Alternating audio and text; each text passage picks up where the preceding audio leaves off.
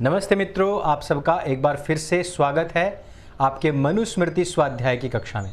हम 7वां अध्याय पढ़ रहे हैं और 7वें अध्याय में जो हमने पिछली कक्षाओं में जाना वो जाना कि किस प्रकार से एक राजा को, एक नेतृत्व करने वाले व्यक्ति को अपनी कैसी दिनचर्या रखनी चाहिए तथा उसको अपनी जो गोपनीय योजनाएं हैं वो किस प्रकार से बनानी चाहिए। अब इस कक्षा में हम पढ़ेंगे कि मंत्रणा जो करता है उसकी गोपनीयता का महत्व क्या है। लेकिन इससे पहले मैं आपसे कहना चाहता हूं, बहुत सारे मित्रों की शिकायत आई है कि उनके पास में नोटिफिकेशन नहीं पहुंच रहा है। तो इसके लिए मैं कहना चाहता हूं कि आपने चैनल को सब्सक्राइब तो किया है लेकिन इसके बेल आइकन को प्रेस नहीं किया है। आप इसमें बेल आइकन पर जाइएगा और बेल आइकन पर जैसे ही आप क्लिक करेंगे तो जो सबसे ऊपर की बेल है उसके ऊपर क्लिक कीजिएगा। इससे आपको सारे नोटिफिकेशन तुरंत ही मिल जाया करेंगे। अब हम चर्चा करते हैं कि मनु महाराज अगले श्लोक में क्या कह रहे हैं, फिर जानते हैं उसका मर्म क्या है। मध्यम दिने अर्धरात्रे वा विश्रांतो विगत क्लमः चिन्तयेत् धर्म कामार्थान् सार्थं तैरेकेव वा। मित्रों, इस श्लोक में मनु महाराज कहते हैं कि धर्म, काम, अर्थ संबंधी बातों पर चिंतन करना चाहिए। कहते हैं कि दोपहर के समय अथवा विश्राम करके, थकान आलस्य रहित होकर के स्वस्थ और प्रसन्न शरीर और मन से अर्धरात्रे यानी कि रात के किसी समय काम और अर्थ संबंधी बातों को उन मंत्रियों के साथ मिलकर के अथवा परिस्थितियों विशेष में अकेले ही विचार करें, चिंतन करें। अर्थात जब भी आप कोई ऐसे मंत्रणा का अपने मंत्रियों के साथ में करनी है, ऐसे समय पर ही करें जब आपको थकान ना हो, जब आपको आलस्य ना हो, ऐसे समय पर ही करें। आपको एक बात शायद याद आई होगी कि किम जोंग अपनी एक मीटिंग में था। वो बहुत सनकी है, लेकिन जब उसने देखा कि उस मीटिंग के अंदर खुद उसका जीजा ही आलस्य से जम्हाइयाँ ले रहा था और झपक रहा था अपनी आंखें नींद से, तो उसने उस व्यक्ति को भी तोप के गोले से उड़वा दिया था। यहाँ पर ऐसा तो नहीं कहा गया है कि ऐसा करना चाहिए, लेकिन सतर्कता के विषय में बताया गया है कि जब भी कोई आपने ऐसी मंत्रणा करनी है जो कि देश हित में हो, जो समाज हित में हो, जो राज्य हित में हो, तो ऐसे समय पर ही करें जब आपके अंदर थकान ना हो। भले आप उसको लेट कर लें, भले ही आप आराम करने के बाद कर लें, लेकिन कब करें? जब आप स्वस्थ हों, जब आपका शरीर पूरी तरीके से प्रसन्न हो, जब आपका मन पूरी तरीके से प्रसन्न हो। तो आप जब भी आपको अच्छा लगे तब ही आप मंत्रणा कर लेवें। ऐसे में मनु महाराज जो ये बात कहते हैं ये हमेशा हमेशा के लिए है। यहाँ पर निर्ममता नहीं बल्कि ममता के साथ में बताया गया है कि आप कार्य ही ऐसे करें जिसमें कि आपको 100% रिजल्ट मिले। और जब मन प्रसन्न होता है, थकान से दूर होता है, तब आपके मन में जो चलने वाले विचार हैं वो भी एकदम क्लियर होते हैं, क्लीन होते हैं और उस समय पर लिया गया डिसीजन अधिकतर अच्छे फल प्रदायी ही होते हैं। अगले श्लोक में हम जानते हैं मनु महाराज कह रहे हैं कि धर्म, अर्थ, काम में विरोध को दूर करना चाहिए। श्लोक के माध्यम से सुनते हैं। परस्पर विरुद्धानां तेषां च समुपार्जनम् कन्यानां संप्रदानं च कुमाराणां च रक्षणम्।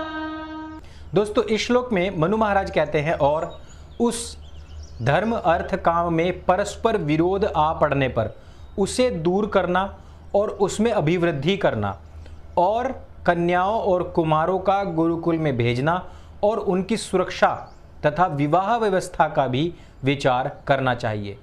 इस श्लोक के माध्यम से मनु महाराज एक बहुत बड़ी बात कह रहे हैं। आप सभी लोग भी जानते हैं कि पिछले कुछ दिनों से जो हमने देखा है कि भगवान श्री कृष्ण के विषय में कहा जाता है कि वो तो जवान हो गए थे, वो डांडिया राशि करते रहे।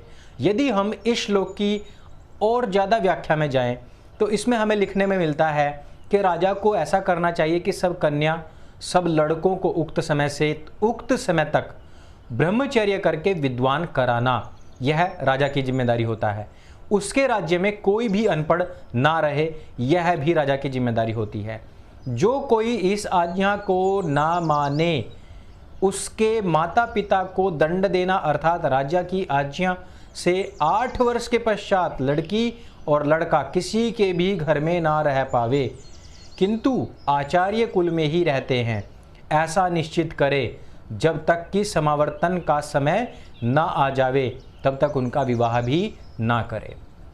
यहाँ पर स्पष्ट कहा गया है कि यदि किसी का मैक्सिमम ज़्यादा से ज़्यादा 8 साल तक यदि कोई बच्चा घर पर है तो उसके बाद में उसके माता पिता को सीधे सीधे दंडित करे।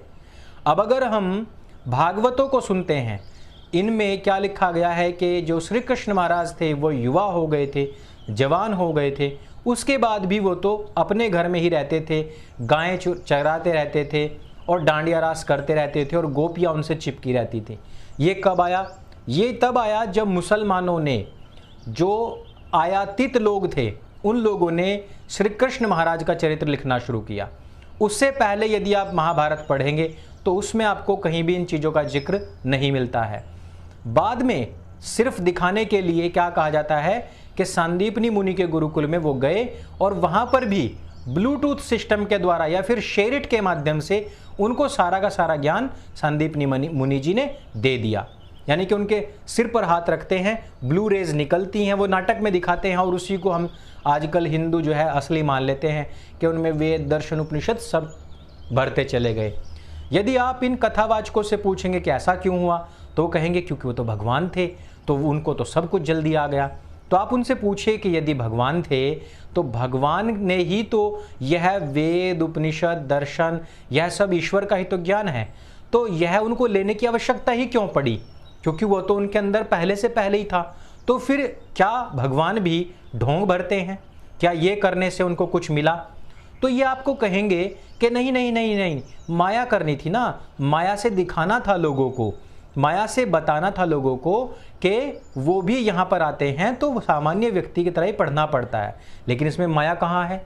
यह तो सीधे सिस्टम दिखाया गया है कि यहाँ पर भगवान सबसे जल्दी कैच कर रहे हैं सारी चीज़ों को, सारी बातों को। तो ये गलत है। यदि 8 साल से अधिक कोई व्यक्ति अपने घर में रह ही नहीं सकता, तो ऐसे में जब सिस्टम ही नहीं है किसी का जवान होने के बाद गुरुकुल जाने का, आज भी यदि आप गुरुकुलों में भेजेंगे बच्चों को तो वहाँ पर नियम है, अष्टाध्यायी से लेकर के जब हम शुरुआत करते हैं और उससे पहले जब शब्द ज्ञान से हम शुरू करते हैं, वहीं से बालक की आयु निर्धारित हो जाती है। भगवान श्री कृष्ण का स्टार्टिंग में ही गुरुकुल में जाकर के वेदाध्ययन करना, वहाँ से वसु ब्रह्मचर्य और उसके बाद आदित्य ब्रह्मचर्य प्राप्त करने के बाद में प्रद्युम्न जी को पैदा करना, ये सब बातें बहुत लॉजिकल लगती हैं, सामान्य लगती हैं और बहुत अच्छी लगती हैं एक महापुरुष के जीवन में जिस प्रकार से होना चाहिए। लेकिन यदि आप कथावाचकों की बकवासें सुनेंगे तो उसमें कहीं पर वो कहेंगे कि नहीं माया करने के लिए ऐसा किया, कहीं पर कहेंगे नहीं वो तो भगवान थे इसलिए ऐसा कर दिया। यानी कि बहुत डिसबैलेंस किया हुआ है। वहाँ पर सुदामा जी भी थे, तो सुदामा जी भी क्या उसी जवानी में ही गुरुकुल में पहुँचे थे? तो नहीं, इसका उत्तर बिल्कुल भी आपको हाँ में नहीं मिलेगा। लेकिन वहाँ पर अचानक से जवानी में श्री कृष्ण महाराज पहुँच जाते हैं, और यदि श्री कृष्ण महाराज जवानी में पहुँचते हैं और ब्लूटूथ के माध्यम से या शेरिट के माध्यम से सारा ज्ञान हासिल कर लेते हैं, तो कैसी माया रही? सबको तो पता लग गया कि यही तो भगवान है। और जब सबको पता ही लग गया कि यही तो भगवान है, तो ऐसे में सामान्य व्यक्ति की तरह व्यवहार करने का क्या फ़ायदा रहा? और यदि आप कहेंगे कि इस प्रकार से करना जरूरी था, तो गोपियों के साथ में रासलीला करके उन्होंने ऐसा कौन सा ब्रह्म ज्ञान दे दिया जिसकी वजह से भारत आज सोने की चिड़िया नहीं, सोने का शेर बन करके चमक रहा हो, यहाँ से अधर्म का पूरी तरीके से नाश हो गया हो? ऐसा तो नहीं है, बल्कि इसके विपरीत श्री कृष्ण महाराज की जन्मभूमि के ऊपर ही अधार्मिक लोगों ने कब्जा कर करके अपनी मस्जिदें बनाई हुई हैं, अवैध कब्जा किया हुआ है, और यही नहीं बहुत सारे मंदिर भी तोड़ बगाए। तो इससे हमें क्या शिक्षा मिलती है कि श्री कृष्ण महाराज एक महापुरुष थे और उन्होंने वेद दर्शन उपनिषद का ज्ञान जिस प्रकार से हम सब लोग प्राप्त करते हैं वैसे ही प्राप्त किया, लेकिन उनकी जो बुद्धि कौशल था वो 100% कार्य करता था। हम और आपकी तरह नहीं कि किसी का 2%, किसी का 5%, क्योंकि उनका जो ईश्वर के साथ में तारतम्य था, उसके बीच में कोई बिचौलिया नहीं था, सीधा तारतम्य ईश्वर के साथ और अपने वेदों की परिपाटी पर चलते हुए। यह बात बहुत ही लॉजिकल लगती है। इस पूरी कक्षा में सिर्फ इतना ही। यदि ये कक्षाएं आपको अच्छी लग रही हों तो आप कमेंट करके बताइएगा। आप सब्सक्राइब कीजिए, अपने मित्रों से कराइए, बेल आइकन का सबसे ऊपर का जो आइकन है उसको प्रेस कीजिएगा। आपको ये सारे नोटिफिकेशन समय समय पर मिलते रहेंगे। हम आपसे इसी प्रकार से यह जो कक्षाओं का माध्यम है मनुस्मृति के बाद अन्य पुस्तकों पर भी लेकर के आएंगे। आप हमारे साथ बने रहिए, मेरे संग बोलिए। सत्य सनातन वैदिक धर्म की जय। कृण्वन्तो विश्वमार्यम।